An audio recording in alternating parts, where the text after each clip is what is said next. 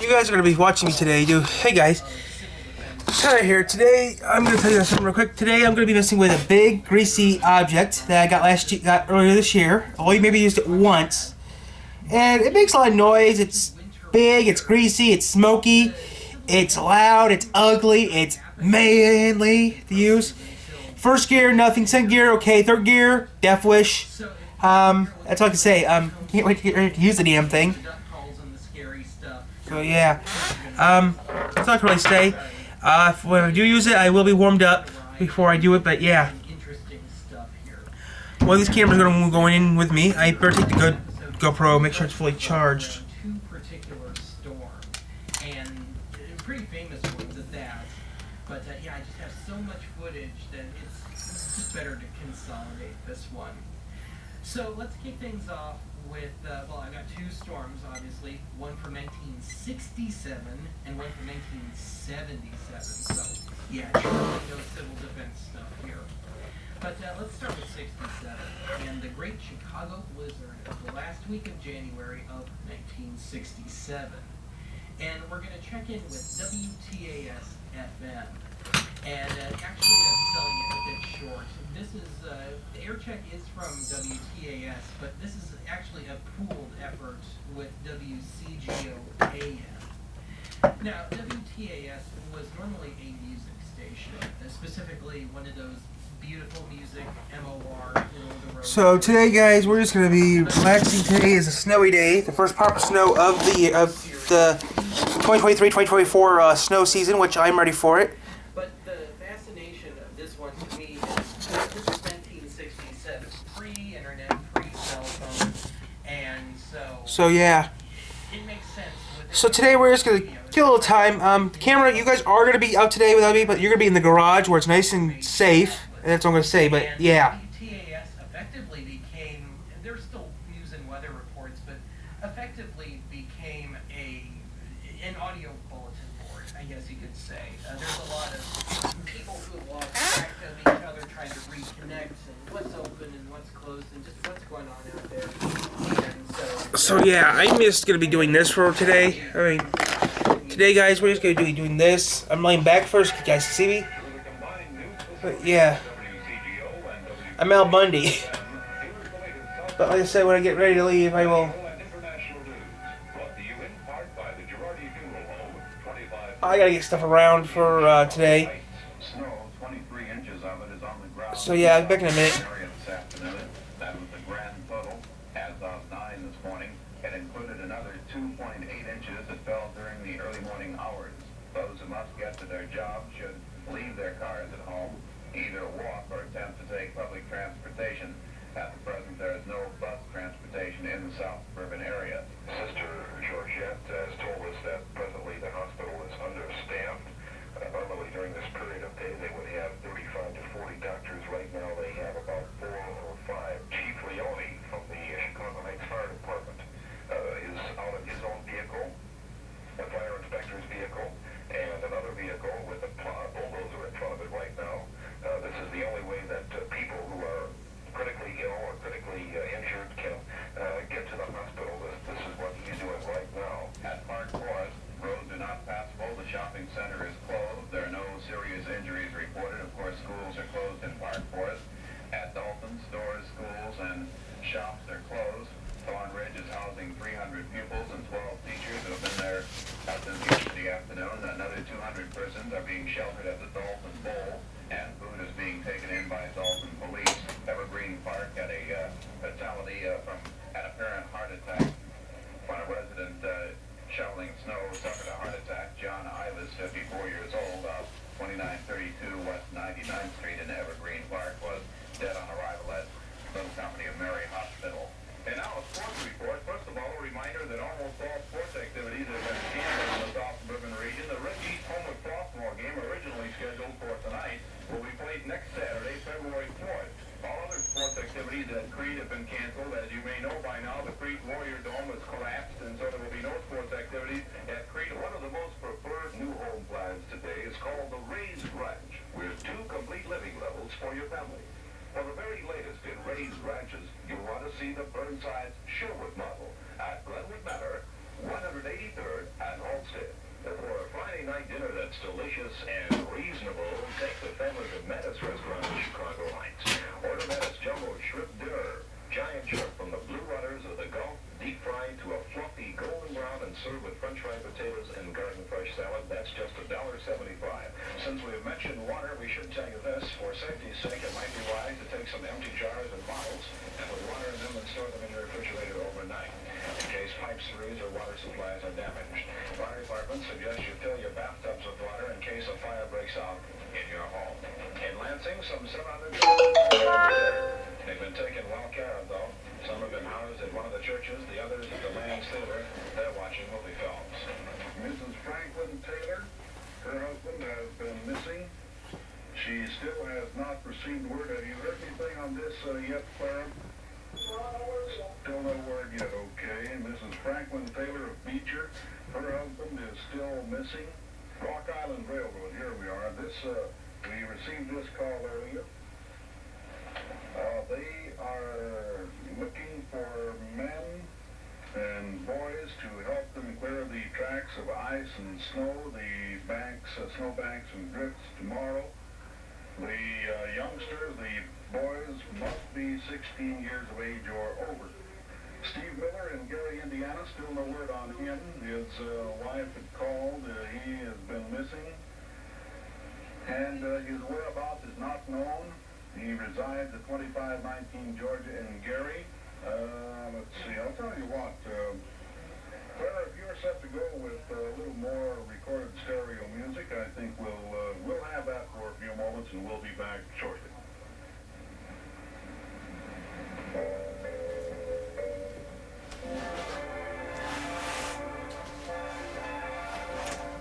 The Chicago blizzard of '67 is also noteworthy in that it's home to some of the earliest known surviving video air check footage, sort of thing.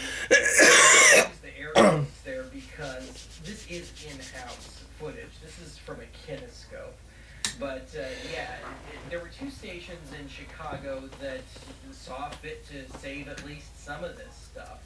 It would be really noteworthy if it was an amateur off-air recording, with one of those really early open-reel half-inch black and white deals. But I don't think anybody was recording that. What was Zenith? So anyway, We'll record there is Zenith. footage from two Part of it. stations. I'm only going to run footage from one, though. The one I am not going to run is WMAQ, the NBC station in Chicago.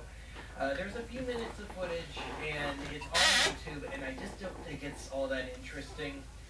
To me, the real interesting stuff comes from the then recently established little indie station, WFLD, Channel 32.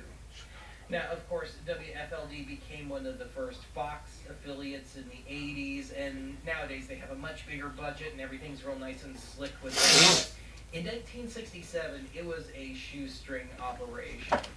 So what you're going to see here is about as homebrew a newscast as you are going to get away with on TV as of 1967, and you would not get away with this at all today.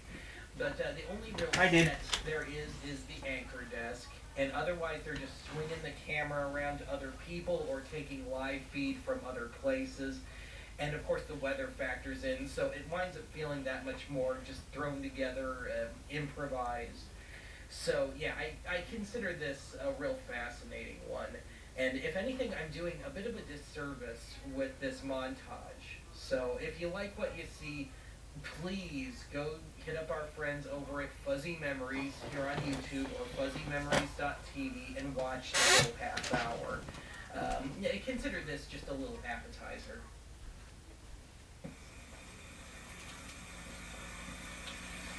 Good evening, welcome to Newscope again. I'm Patrick Muldown. Well, we're back again after a 1 hour break. We've been in the air today for more than 10 hours, bringing you Chicago's information on what was happening in the city and the surrounding area. We used the facilities of the Chicago Daily News and the Chicago Sun-Times, as well as Channel 32's own facilities, and the facility of ham radio station WA9RTP with Jim Roper and Big Cox at the controls. We have a report from them later in Newscope. Tonight on Channel 32, we presented a very unique feature. We did something that has never been done before in broadcasting. We brought to you ham radio reports that have never been broadcast live on a television station before.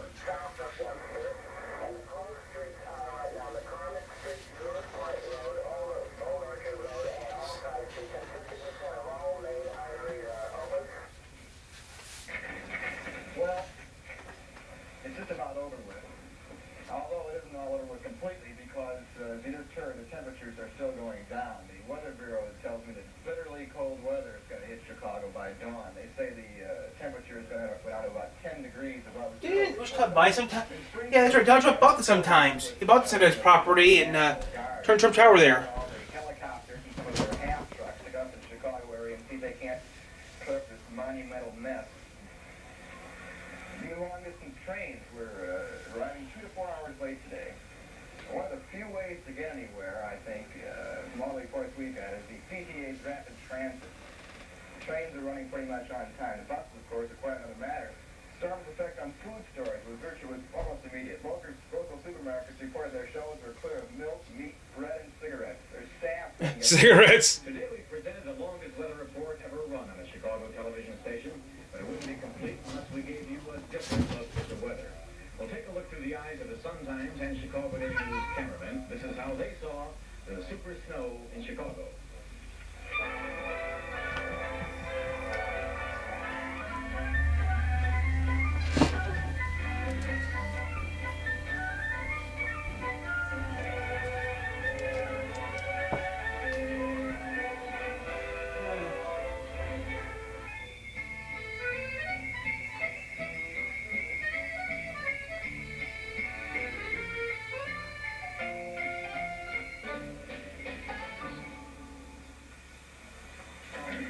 I don't know where that came from, but that wasn't Chicago today.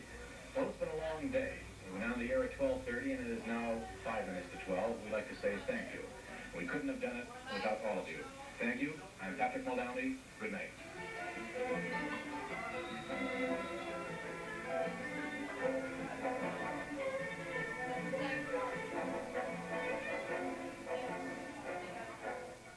Darn it.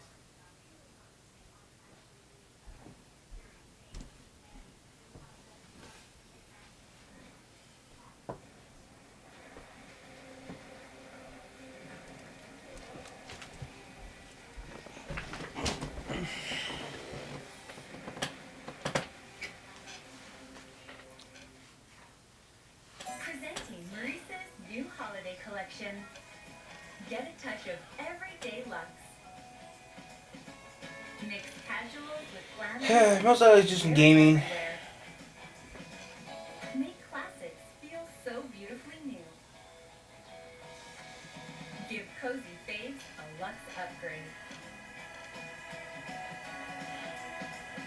So much to love. So many ways to shine. At Maurice's now. They're still open. It's the end of the year, so you know what that means? Carl's New Year's clearance sale is on. Reese is still around. Floor displays, one of a kind, and scratch and dent major appliances. You get free installation on select dishwashers, save up to 40%. My head on hurts. electronics. Outdoor cooking is priced to move. You even get 60 to 80% on select TV stands. It's Carl's New Year's clearance sale on now. Carl's New Year's servicing dealer since 1956. Oh, wonderful. Let's jump to the next storm here, shall we? Anyway, this next one was a true whopper of a storm.